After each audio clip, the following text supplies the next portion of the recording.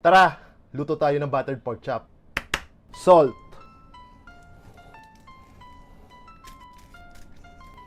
Black pepper. Flour.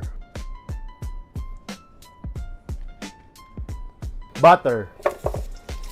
Pork chop.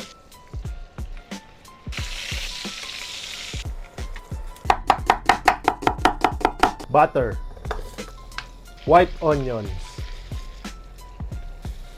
Salt. Rosemary. Pwede kayong gumamit ng fresh rosemary pero sa ngayon gamit muna tayo yung dry. Flour.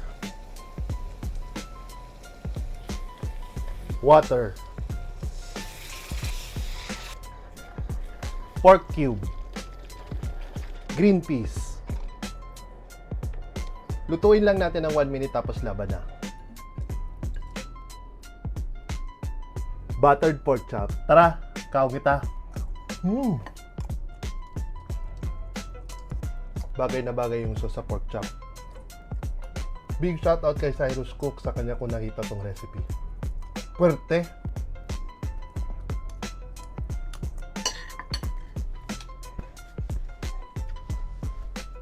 Si Ram.